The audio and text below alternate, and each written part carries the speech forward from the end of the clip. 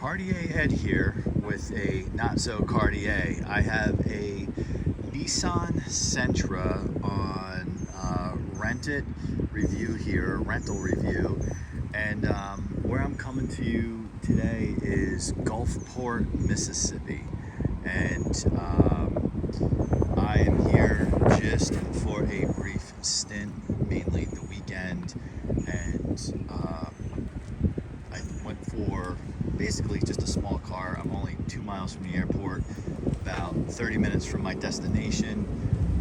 For today, it's a Saturday as of this recording, but I'm hoping maybe to mix a little YouTube channel with the day job and pull out the camera where I'm going to be today, and I'll leave it at that. But I thought really quick, it is 91 degrees out here. It's at noon. It's June, and never been here before. Love this type of weather. So I am not a Nissan guy in terms of would I drive one on my own, but I do like them. Like in terms of I wouldn't buy one, I don't think. This is a Sentra, of course, and I have heard stories of people with Sentras with 250,000 miles on them, like the older school ones. I know less about these, but they do seem reliable. Also, the mighty Altimas, I've known tons of people with Altimas and have loved them. But what I think I remember the most about Nissan is, since the 90s, being a guy who's always liked the Maximas. I don't even know if they make them anymore. I don't really see them anymore. I know most people drive SUVs. So to get a sedan, and I admit I'm a sedan guy, but I've fallen into the SUV. I have two SUVs. And for spending so much time getting in and out of an SUV, I feel when I get a sedan, I'm like, ugh. Even when I get out of the 95 town car I have in the garage. But this it presents well, meaning it is what it is. It's not trying to be fancy. It's not trying to be over the top. It's decent looking. It doesn't look like a cheap car, and but it's not trying to pretend it's like upmarket. So that was just a quick walk around to the outside. The wheels, take it or leave it. The styling, I do like it. But when we get in, I think if you recall, if you watched the channel, one of the last videos I did, or one of the rental videos I did, I had a vehicle, a sedan, and I hated it because I couldn't get in and out of it. Well, I didn't hate it. Actually, speaking of opposite of hate, that I love. Hence the name of the channel, Cartier Ed, for the Lincoln Town Car Cartier. That's not a town car, but a Grand Marquis based on the Panther platform. Clearly an old person driving it because they're still there. But I'm digressing. So I do like the instrumentation, the way it's laid out. Very simple to use. If you guys know me, I don't like floating screens. I just think they look tacked on and cheap. But this one's pretty intuitive to use. I'll turn the car on because it's hot out. So the start button is actually down here. I keep trying to go here. So start it up. Gotta crank this air because I'm already sweating buckets. And this vehicle has 8,300 miles on it, and you know, it's a rental vehicle and it's new, but it's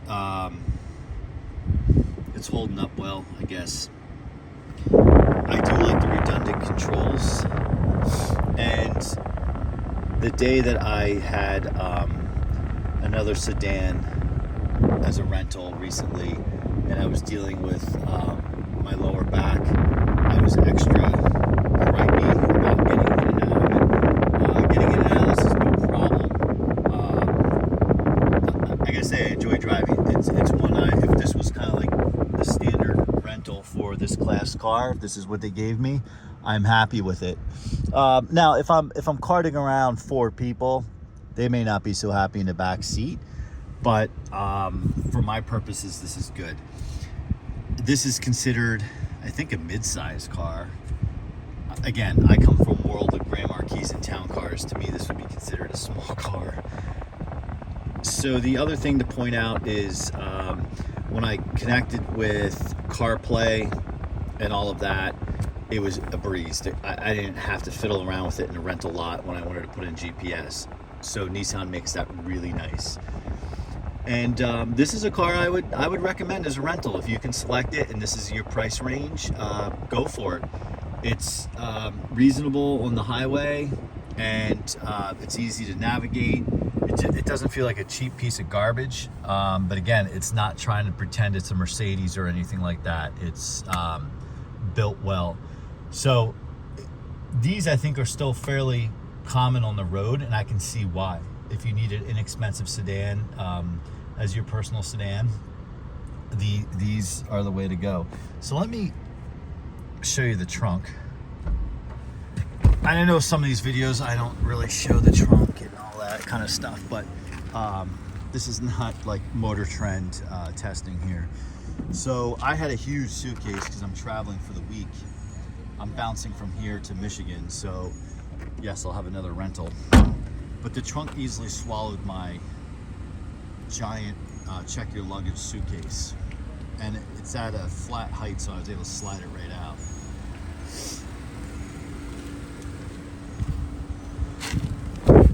So I'm getting to the point where I'm starting to rent so many vehicles since I started doing these videos on the rentals that I don't recall all of them. So ones that stood out to me were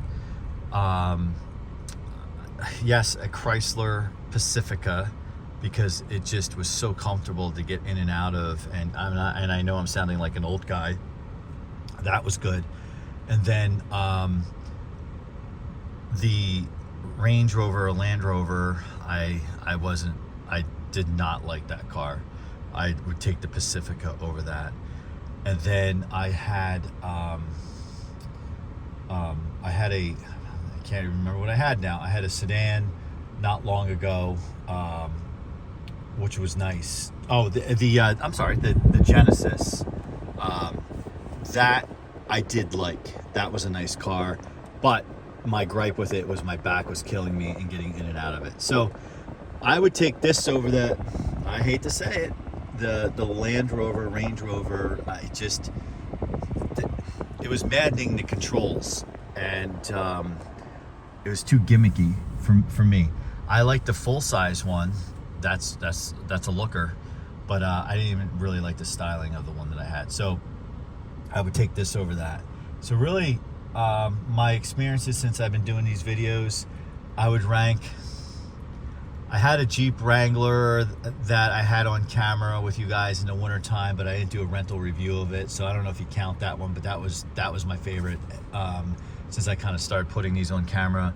But the Pacifica, then I would take this car, then I would probably, it's a tie between this and the Genesis, because I think the Genesis deserves some a rematch because my back was bothering me. Not because of the car, I went into it with a bad back. And then last place is that Range Rover, Land Rover.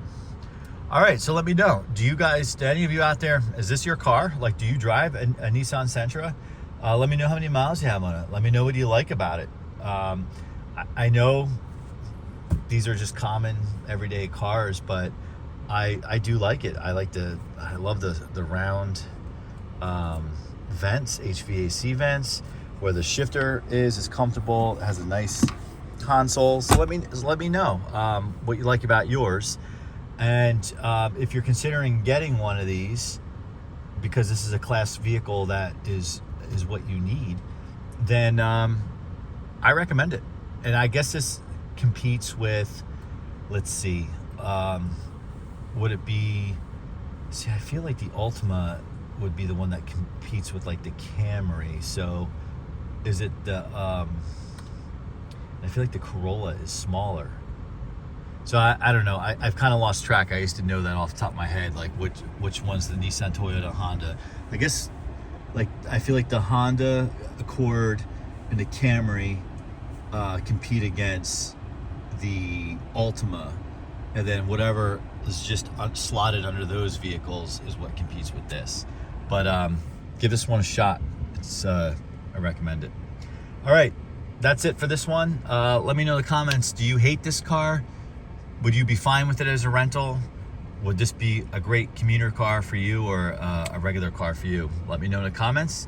Thanks for watching, and if you haven't, like, comment, and subscribe. Definitely really appreciate you guys. See you next time.